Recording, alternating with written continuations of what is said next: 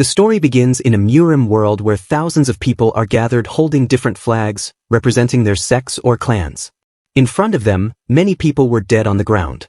One of the leaders shouted that this is the work of some kind of demon. At that moment, an injured man appeared in front of them. The man is barely able to announce that Manhwa sect has been destroyed by just one man. As he said that, a really powerful slash came from behind, killing him instantly. This is the person who did all this. He threw the head of the leader of Manhwa in front of everyone, saying he heard rumors that the Manhwa sect is the strongest, but they were wrong. Then, the man raised his sword, saying to the people in front that they might be stronger than Manhwa because there's a lot of them. Without wasting a second, all four leaders jumped to attack. In the next scene, we see a man wearing a VR set and smiling. It turned out that all that Murim word was just a game Dong was playing. Dong put down the VR set and touched his neck, wondering if a combined attack from so many people is still too much for him. He was playing Murim online. It's a recently developed virtual reality Murim game. It's known for its gratuitous gore, including severed limbs and necks, and its extreme violence, and though it's flooded with complaints demanding it to be shut down, it's still online. While he was thinking that, his TV was on. A news reporter reported that Mr. No of Dabo Corporation has gone missing. At that moment, someone started asking for help. Hearing the voice, Dong got up and followed it. It turned out that Dong is the one who has kidnapped Mr. No. No's face was injured and he was asking for help. Dong was holding a really big hammer and asked No if he's really asking for help from him. As Dong grabbed his face, he started crying, saying he didn't do anything wrong. As he said that, Dong threw some pictures in front of him.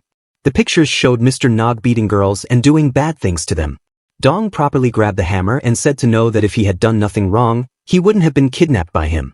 Mr. No didn't waste a second and started saying that he would change himself and asked Dong to spare him. Right then, Dong grabbed Mr. No from the head and said that hate these words. As he prepared to swing the hammer, Mr. No took the chance and tackled him. Dong fell behind, accidentally throwing the hammer. Mr. No quickly broke the rope that was binding his hands and grabbed the hammer. He jumped forward and swung the hammer to smash Dong. But Dong was easily able to dodge and land a really powerful punch in Mr. No's stomach. Then, Dong landed a really powerful knee on his face which sent him flying. Realizing how strong Dong is, Mr. No started crawling away from him, asking him to let him go. At that moment, the narrator explained that most humans are herbivores. Among the carnivore minority, they attack, hunt, and devour those weaker than themselves. And as for Dong, he's the one who hunts those carnivores. After some crawling, Mr. No saw something really disturbing. He saw some dead bodies hanging in front of him. These are all the people who got hunted by Dong before. Right then, the door of Dong's house was smashed open and many police officers entered. The officer in front showed his card, telling Dong that on suspicion of kidnapping, false imprisonment, and murder, he's under arrest. Saying that, the officer shot a bullet, telling Dong that the gun's real and asked him to stop. Seeing that, Dong didn't get scared but smiled. He thought that this situation is similar to what he faced inside the Murim online game. Dong talked, asking the officer if he's aware that Mr. No has killed 6 women in total. He pointed at the corpses behind Mr. No, saying they were the same as well. Dong's face darkened, saying these men are animals and he's a hunter who prey on them. The police officer didn't care. He said that he's only seeing a psychopathic murderer who kidnaps and kills people. Hearing that, Dong realized that talking to cops would do nothing and swung the hammer with full force. As the hammer smashed Mr. No's head, the police officer shot the bullet. It pierced Dong's heart, killing him in an instant. While dying, Dong thought that if he got another chance in life, he would like to be reborn in Murim. In the next scene, Dong woke up as someone else, thinking that he should be dead. Before he could think more, a person appeared in front of him. The person said to the boy that he was certain the boy's dead. The man suddenly grabbed Dong from the collar, asking him if he knew how much pain it is to drag him here from the marketplace. The man questioned if should really kill him. But in the end, the man decided to not kill him and threw him away, asking him to come see him tomorrow. As the man turned around, Dong touched a rock. He was thinking of killing the man, but when he picked up the rock, his body shook with pain. He touched his body and realized that this isn't his body. The body was really injured and also really weak. At that moment, Dong finally saw the scenery around him.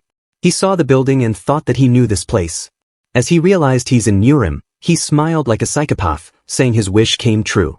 Right then, a message was also shown, welcoming Dong to Murim Online, the world where only the strongest resides.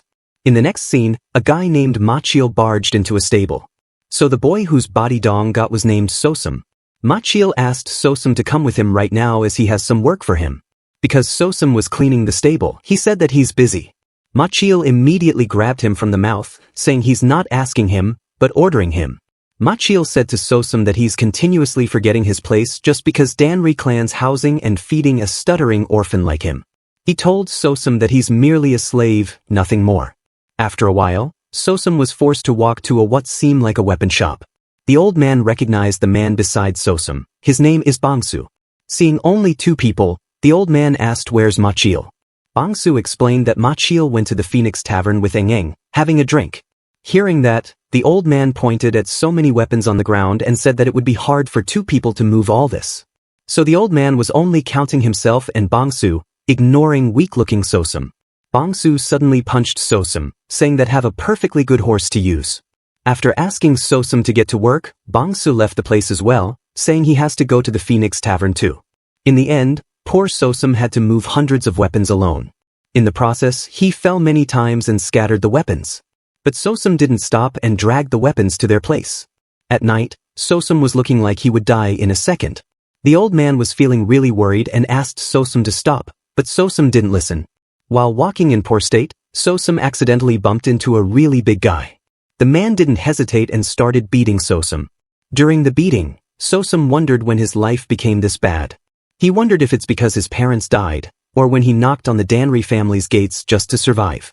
But in the end, he concluded that his life went wrong the moment he was born into this world. In the present, Sosum, who's now Dong, woke up in the stable. Dong looked around, realizing this is the stable from Sosum's memories. Dong realized that when Sosum was beaten to death, Dong entered his body. Right then, a system window appeared in front of the Dong. A message popped up, welcoming Dong to Murim login. At the same time, Machiel was walking toward the stable, holding a bowl of food. He was really annoyed, wondering why he's the one who always has to do this shit. Machiel thought that Sosum should have run to the stables after work. But he bumped into Ping Dorang, a guy famous for his rotten temper. Machiel was really angry, asking if he, the great Machiel, have to take care of that pathetic little worm. He wondered if he should really kill Sosum. But as he thought that, he remembered someone and dispelled the idea, saying it's too risky. After reaching the stable, Machiel threw the food bowl in front of Dong and turned around to leave. Sitting near the water tank, Dong thought that it's been 2 weeks since he woke up in this place. In that time, he has gathered the following information from Machiel and the outside world. First, the people here use Chinese characters, but this isn't China. That's because of martial arts. Fantastical techniques, once thought possible only in novels and films. People flying around and moving faster than the eye can follow. In this world, said martial arts are alive and breathing. Second, the status window and system. The status window is the same as it is in the Murim online and only Dong can see it. At first, because of this window and the existence of martial arts, he thought this was inside a game. But he slowly realized that this place is undeniably real.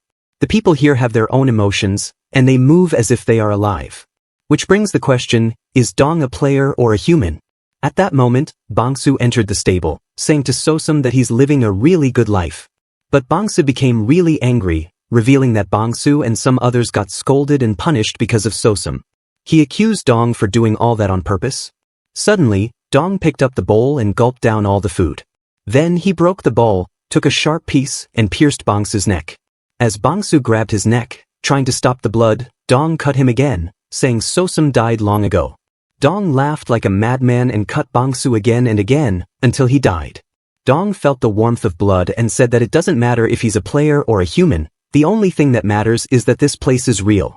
He thought of the great law of this word that he learned from Bangsu and Machiel. The weak pray to the strong. The strong are revered.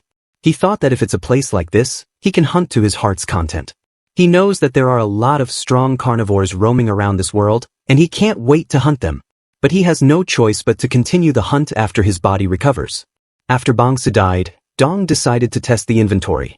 And for some reason, the inventory here was different than in Murim Online. In the game, the inventory was slot-based, but here the inventory is a one large different dimensional space. He touched Bangsu's dead body and asked the system to store it. Immediately, the inventory showed its magic and stored Bangsu inside. Dong's eyes widened, thinking this is a really good ability of which he can make use of.